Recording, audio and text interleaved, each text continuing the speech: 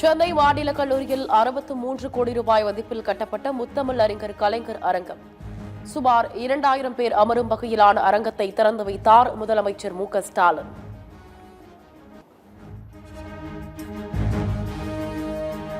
மணல் மாஃபியாக்களுக்கு திமுக அரசு ஆதரவு தருவதாக மக்கள் சந்திப்பு கூட்டத்தில் தவிக தலைவர் விஜய் பகிரங்க குற்றச்சாட்டு.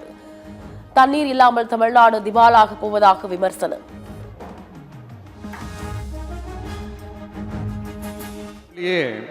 அது முக்கியமாக நம்ம தமிழ்நாட்டில் இன்னும் கொஞ்ச காலத்திலேயே தண்ணியே இல்லாமல் திவாலாக போகுதான். அதுக்கு காரணம் நிலத்தடி நீரை பாதுகாக்காம விட்டது தான் காரணமா.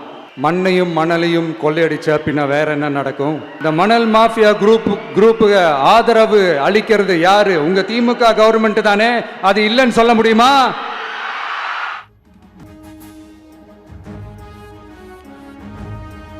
ஊழலற்ற ஆட்சியை அமைப்போம் என தொண்டர்கள் நிர்வாகிகளுடன் உறுதிமொழி ஏற்ற தவிக தலைவர் விஜய். மற்றவர்களுக்கு இது எலெக்ஷன், தனக்கு இது எமோஷன் என பேச்சு. திமுக கூட்டணியில் காங்கிரஸ் தொகுதி பங்கீடு இறுதியாகிறது. இன்று மாலைக்குள் ஒப்பந்தம் கையெழுத்தாகலாம் என எதிர்பார்ப்பு.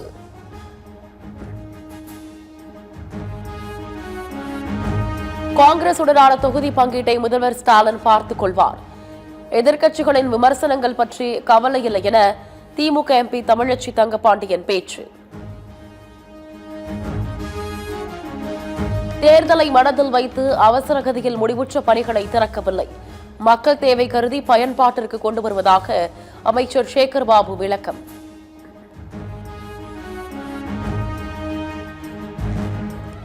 அதிமுக கூட்டணியில் மேலும் சில கட்சிகள் இணைய வாய்ப்பா? இன்று நடைபெறவுள்ள அதிமுக மாவட்ட செயலாளர்கள் கூட்டத்தில் முக்கிய ஆலோசனை.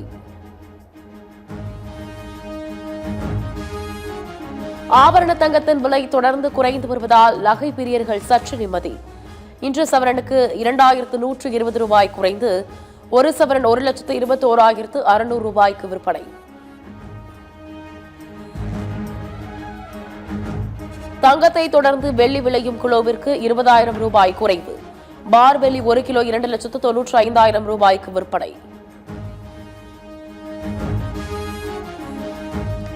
இந்திய பங்குச்சந்தைகள் கடும் வீழ்ச்சியடைந்து சென்செக்ஸ் 1200 புள்ளிகள் சரிவு. மும்பை பங்குச்சந்தை 1723 புள்ளிகளும், தேசிய பங்குச்சந்தையான நிப்டி 500 புள்ளிகளும் சரிந்து வர்த்தகம்.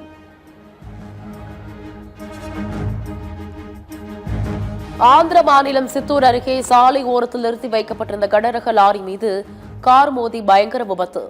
3 பெண்கள் உட்பட 5 பேர் உடல் நசுங்கி சம்பவ இடத்திலேயே பரிதாப பலி.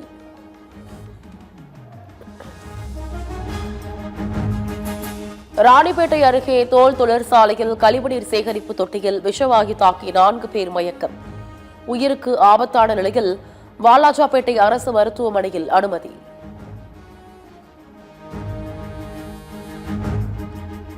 நாமக்கல்லில் முட்டை மொத்த கொள்முதல் விலை மேலும் 30 காசுகள் குறைந்தது.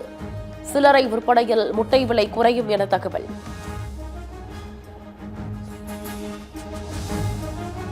சேலம் மாவட்டம் ஆத்தூர் மற்றும் சுற்றுவட்டார பகுதிகளில் கத்தரிக்காய் நல்ல விளைச்சல் அமோகம். தலைவாசல் தினசரி காய்கறி சந்தைக்கு வரத்து அதிகரிப்பால் விலை கடும் வீழ்ச்சி.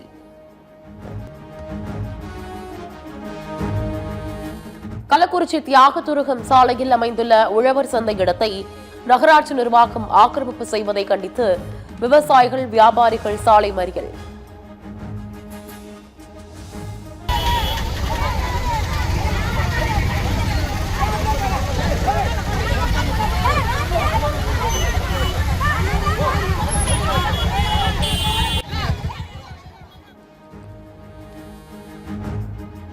காவல்துறையினரின் கோரிக்கையை ஏற்று தற்காலிக மறியலை கைவிட்ட வியாபாரிகள்.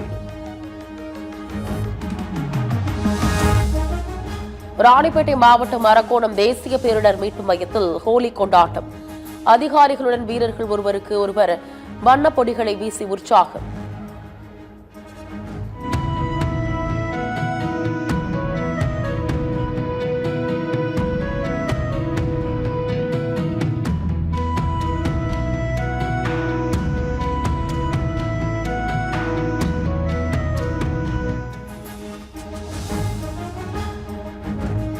மேற்கு ஆசியாவிலிருந்து இந்தியர்களை மீட்க இன்று 58 விமானங்கள் இயக்கம், மத்திய அரசு தகவல். விமானப்படை தளத்தை பயன்படுத்த ஸ்பெயின் மறுப்பு தெரிவித்த விவகாரம். ஸ்பெயினுடனான வர்த்தக உறவை முற்றிலுமாக நிறுத்த உத்தரவிட்டுள்ளதாக அமெரிக்க அதிபர் டிரம்ப் அறிவிப்பு. ஐசிசி கிரிக்கெட் தொடரின் நாக் அவுட் போட்டிகளில் நியூசிலாந்து அணியிடம் தென்னாப்பிரிக்க அணி தொடர் தோல்வி. இன்றைய அரையிறுதிப் போட்டியில் இந்த வரலாறை தென்னாப்பிரிக்க அணி மாற்றுமா என ரசிகர்கள் மத்தியில் எதிர்பார்ப்பு. 2026 ஐபிஎல் தொடருக்கான அட்டவணையை 2 கட்டங்களாக வெளியிட ஐபிஎல் நிர்வாகம் முடிவு. தமிழ்நாடு, மேற்கு வங்கம், அசாம் உள்ளிட்ட மாநிலங்களின் தேர்தல் தேதிகளை பொறுத்து 2வது கட்ட அட்டவணை வெளியிடப்படும். ஐசிசியின் மகளிர் ஒருநாள் பேட்டிங் தரவரிசையில் இந்தியாவின் ஸ்மிருதி மந்தனா முதலிடம். தென்னாப்பிரிக்க வீராங்கனை லாரா ஓல்ஸ்பாட் 2வது இடத்திற்கு தள்ளி வைக்கப்பட்டார்.